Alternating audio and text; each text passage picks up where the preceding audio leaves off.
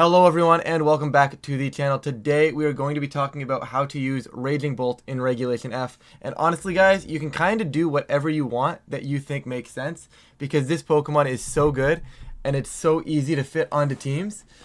It is phenomenal in this format right now. It is one of the highest stat total mons in the format, so I don't know why it wouldn't be good. And Electric Dragon on top of that is a phenomenal typing. You also get a nice little special attack boost or stat boost in the sun, which is phenomenal if you want to have some fun with that.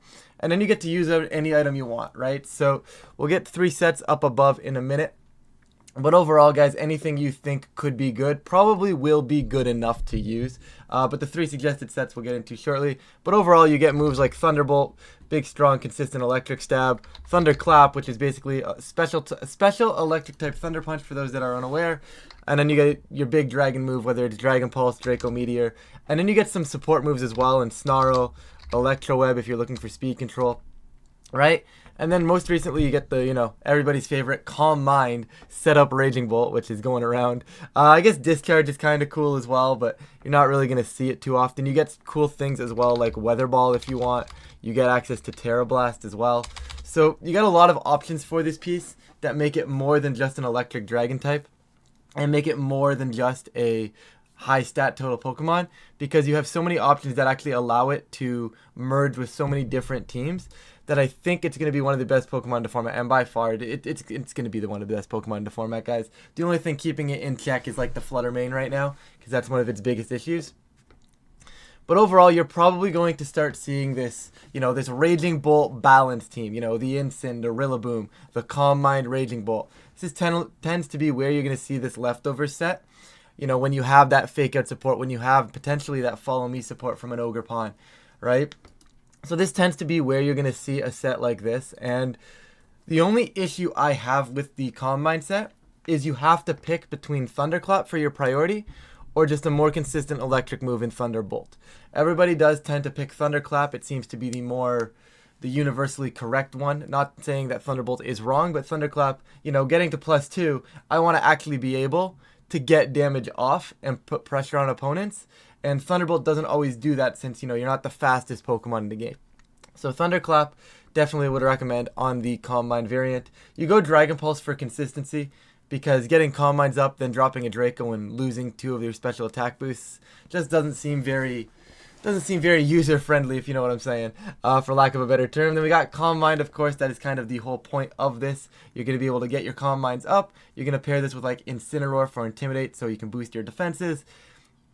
And then you're going to get your special defenses going up as well. And pretty much you make yourself unkillable to certain extents in certain games. And because you're able to do that, you just don't really die. And you just sit on the field and you just start doing Thunderclap over time, Dragon Pulse over time, and you're going to get some kills, right? And then, of course, with leftovers and Protect, and generally speaking, grassy terrain as well, you're going to get a lot of recovery with the lefties and to be able to protect. So, spread, I was kind of a little bit in between on what I wanted to showcase here. You could easily drop this down to 36. You need 36 to guarantee, I believe it's probably 28. You need 28 to get the Thunderclap to kill the no bulk Urshifus. Now, since I'm Calm Minding, I want to be 36 because I want this number to be even here. Not really super important, but you can probably go down to 28. 36 just felt nice. Overall, once again, I actually like doing damage. I like doing damage before I get a Calm Mind up. I like being able to at least pressure a little bit of something with whether it's a Dragon Pulse or a Thunderclap. So I did showcase 100 here. But like I said, you can easily drop that down and put even more bulk on this piece. You do not need to be faster than 60 on a Calm Mind Leftovers Raging Bolt. You could slow it down as well. Once again, like I said, guys, there's a lot more different spreads and a lot more variations when you get to Pokemon that are this good. Because you are going to try and find ways to fit a niche. You're going to try to find ways to fit them on your teams. And it was like this in the Flutter Mane guide as well. It's not that this spread that I'm showing you isn't correct. It's just that there's probably about 17 other ways to run Leftovers Raging Bolt on top of this one basic spread that I put in. So I'm just trying to showcase that you have so many different ways to be able to do that. You have 188, and honestly 188 and I think 100 covered pretty much everything I needed. But since the concept was, oh, I am going to be getting a Calm Mind up, I'd rather have some extra physical bulk, so I kind of just dumped it into that. The 188, of course, hits 224, which is for the optimal leftovers and the grassy terrain healing. Other than that, there's no real damage calcs on this thing, right? Like I said, I hit everything at 188, 100, and then you just start living things. And then you start getting a combine up and you start clicking Thunderclap. It is not a very, I don't want to say it's not a very intuitive play style, because you do need to be able to actually, it's an outplay style team. Like, you need to be able to pilot it very, very well to get into positions to use the Thunderclap to get into the Dragon Pulse. But the concept of this is pretty much get combined up and then get going, right? You want to get your Raging Bolt set up and you want to be able to get going. So this spread gives you the optimal option to do that. Once again, like I said, you can drop special attack and get some more bulk. You can drop speed and get some more bulk. Two totally valid options, technically speaking.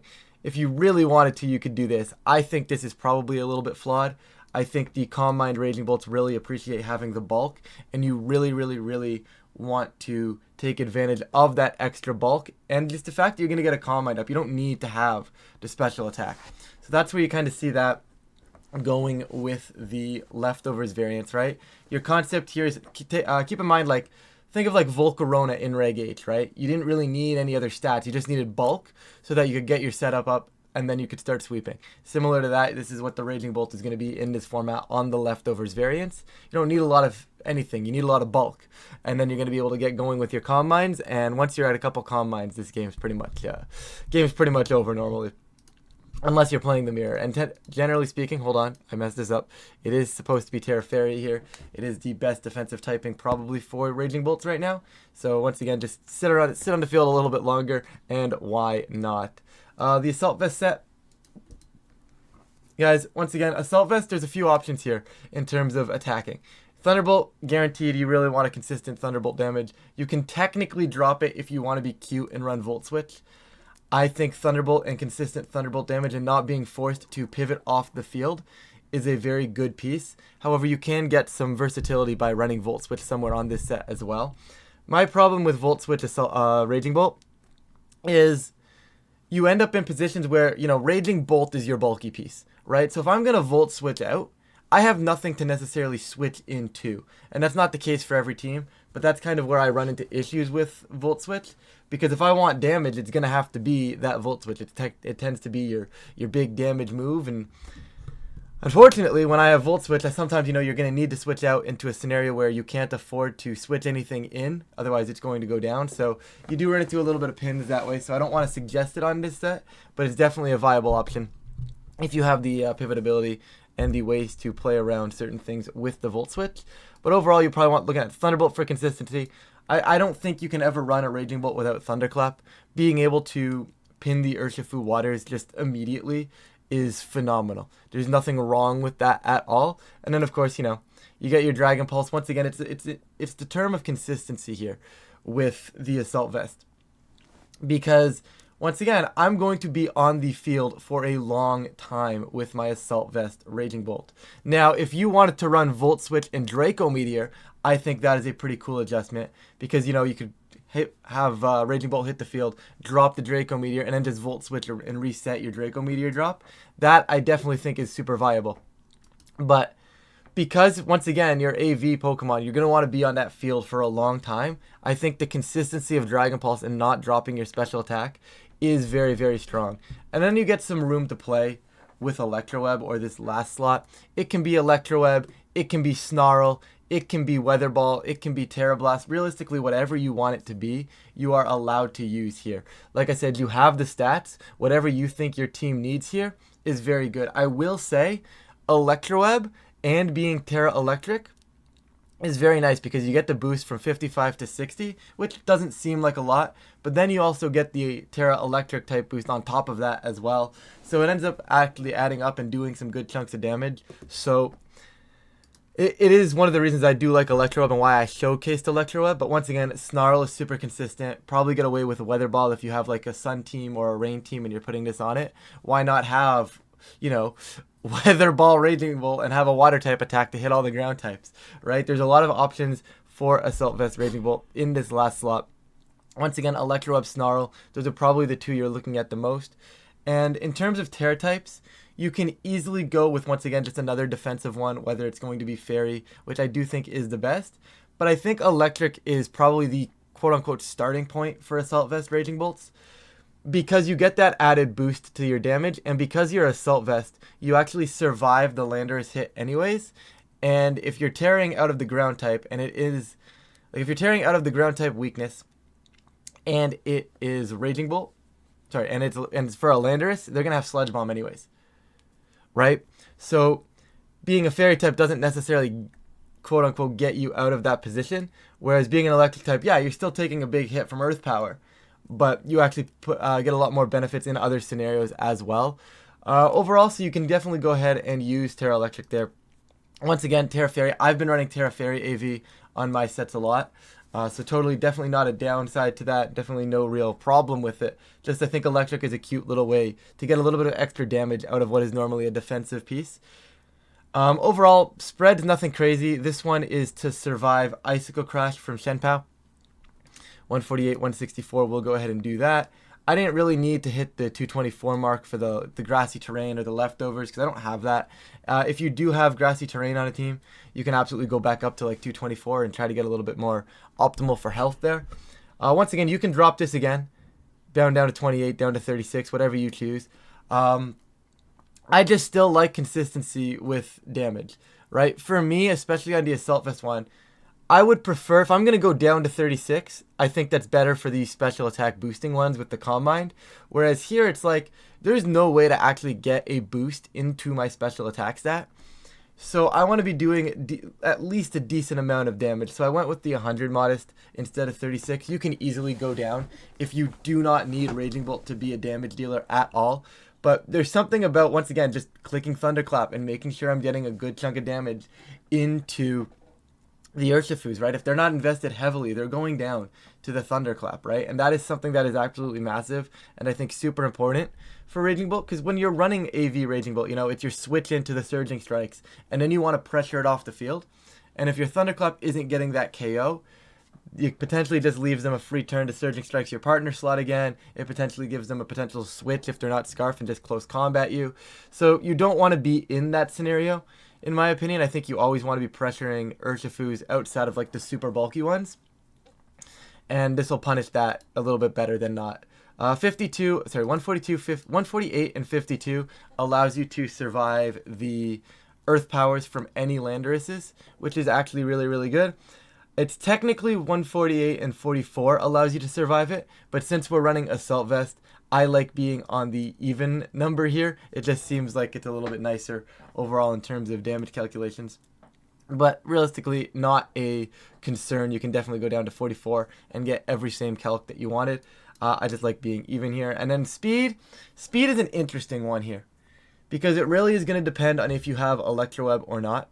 If you have Electroweb, you may want to boost this up a little bit higher, because what you're looking at doing is maybe outpacing like Jolly Urshifus at 169, right?